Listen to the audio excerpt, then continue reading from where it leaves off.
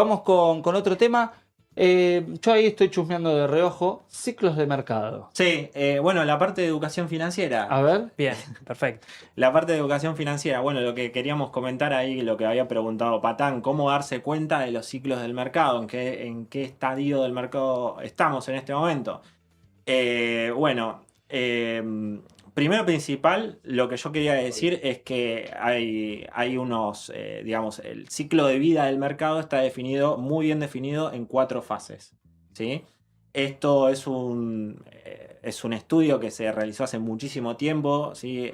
Wyckoff fue uno de los pioneros que en su momento fue también contemporáneo a Charles Dow, que fue también el padre del análisis técnico, con lo cual también está muy, muy relacionado con todo el análisis técnico.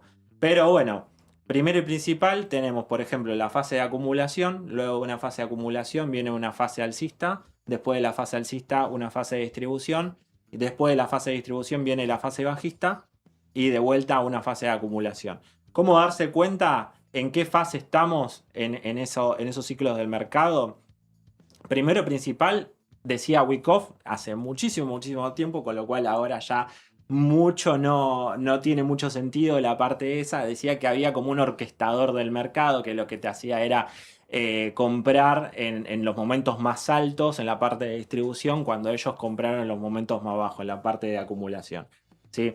Eh, Hoy en día, con la cantidad de operaciones que tiene el mercado a nivel global, la verdad que es muy difícil que haya un orquestador de mercado, entre comillas, pero sí podemos identificar estos ciclos que se vienen dando a lo largo del tiempo.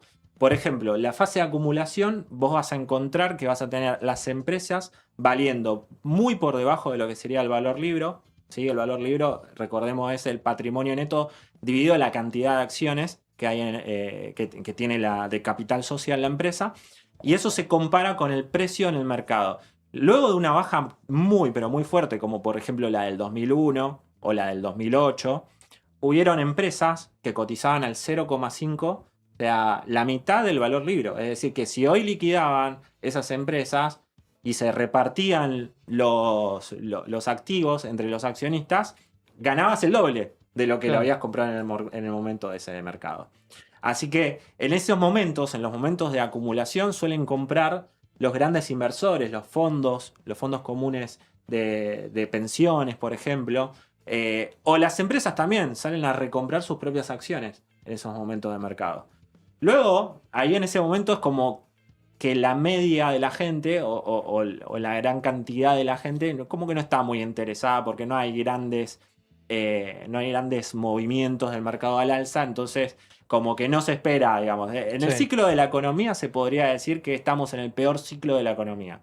En el peor momento de la economía es ahí donde está la fase de acumulación, que los precios están totalmente deprimidos y luego en algún momento empiezan a haber buenas noticias. Con el correr de las buenas noticias empiezan a subir los precios.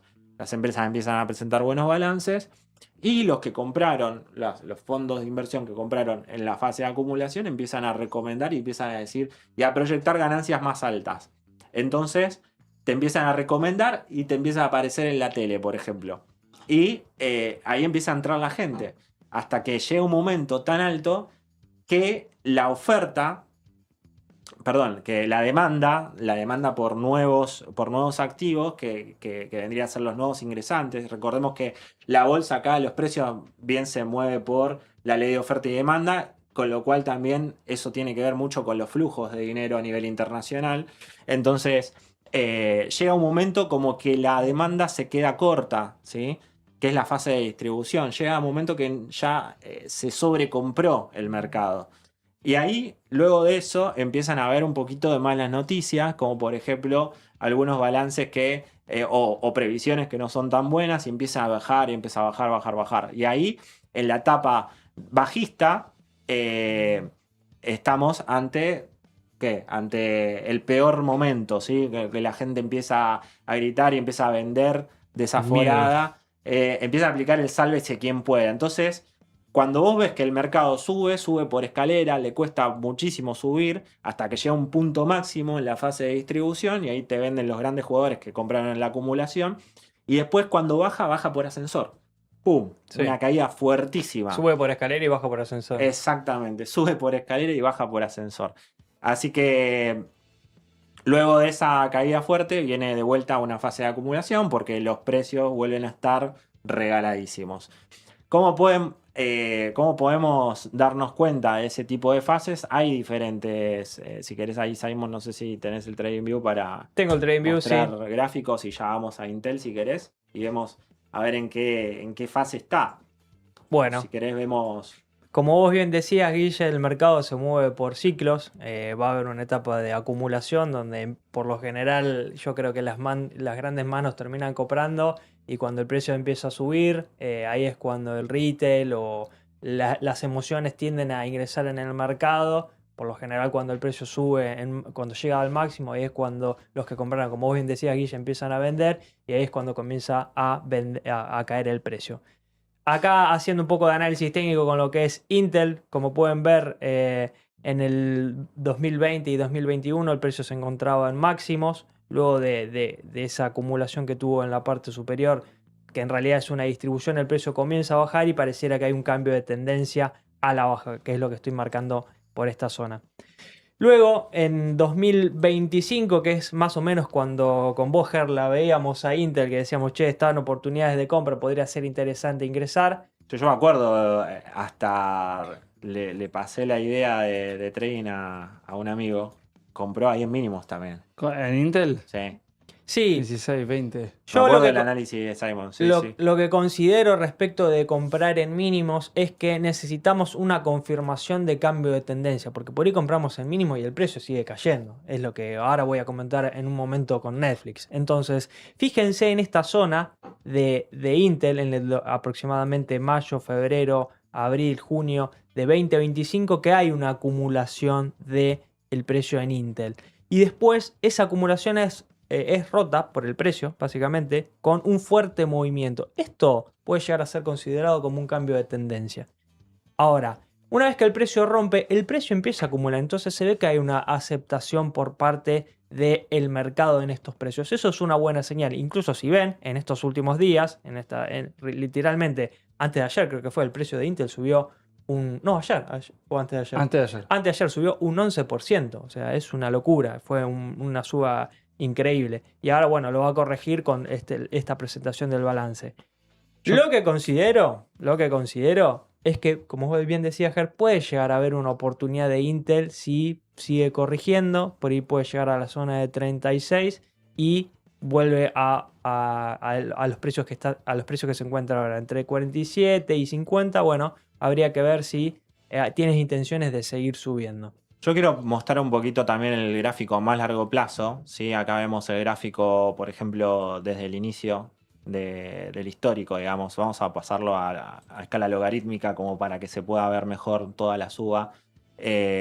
Bueno, para verlo a largo plazo está bueno para verlo en la escala logarítmica, si no, no se pueden ver todos estos movimientos. Si lo querés ver a más corto plazo, lo pasás a escala aritmética, que es esta de acá. Pero bueno, a largo plazo, por ejemplo, podés ver toda la suba, ¿sí? El mercado por lo general se mueve en tendencia alcista, como, digamos, tendencia de fondo y regla general. Uy, ya son las 10:30, va a arrancar el mercado y todavía estamos hablando de ciclos. Bueno, y fíjense que en el año 2000, 2001 más o menos se dio la primera fase de distribución dentro de lo que es el activo de Intel, cuando fue la burbuja de las .com, ¿sí? Después tuvo un retroceso que en esta escala logarítmica no se ve tan fuerte, pero llegó a estar, digamos, entre de 60 y pico, 75 de dólares hasta 46, que fue la parte de distribución. Fíjense que acá tenemos una sobrecompra. Después de eso empezó a bajar y empezó el ciclo de mercado bajista hasta que tuvimos la fase de acumulación dentro de los 11 y 18, 20 dólares aproximadamente. Y luego una nueva fase de distribución otra vez en el mismo máximo anterior, ¿no? Más o menos entre los 67, 70 dólares y los 50. Luego la fase bajista y luego una nueva fase de acumulación en el último tiempo, que lo vamos a pasar a logarítmica para... Perdón, este es el...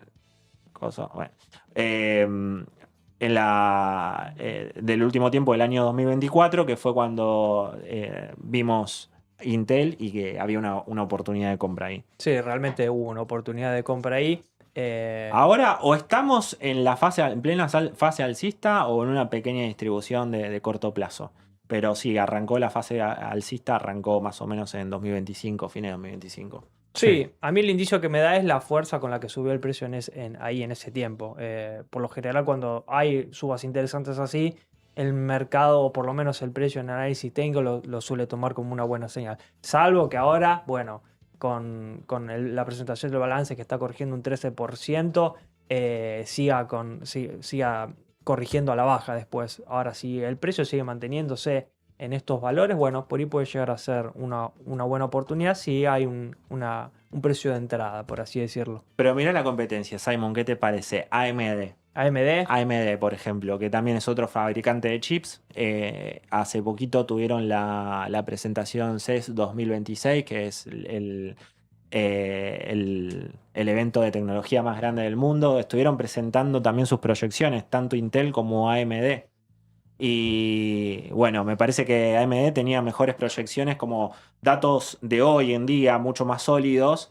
En cambio, Intel como que tiene muchas promesas futuras, ¿sí? Como para de inversión en infraestructura a futuro. Claro. Tiene Bueno, una AMD apuesta fuerte en Intel Foundry Service. AMD es una empresa que, a ver, si bien tiene su trayectoria a lo largo del tiempo, es una empresa que se destapó en los últimos años, porque en ese momento la que llevaba la delantera fue siempre Intel Exactamente. en cuanto a competencia. Bueno, y ni hablar de Nvidia también. Mira cómo arranca para arriba hoy en el pre-market AMD. Ahí, 260 está llegando nuevamente a máximos históricos. Mirá vos. Es buen momento para comprar y no, la verdad que con un mercado en sobrecompra, la verdad que no es una recomendación, ¿no? Entrar ahí en ese momento, como acabamos de ver en los ciclos de mercado. Ahí por ahí lo que hay que considerar es que la tendencia sigue siendo alcista, Sí, más allá de que, o sea, se Totalmente. encuentra al máximo. Entonces yo, por lo general, lo que estuvimos hablando en estos días es que si el precio se encuentra al máximo, habría que esperar por ahí alguna corrección interesante, y más en estos momentos de presentación de balances y de incertidumbre geopolítica. Por ahí sí se puede llegar a dar una corrección y da indicios a querer seguir subiendo. Bueno, por ahí se puede llegar a considerar una entrada en estos activos.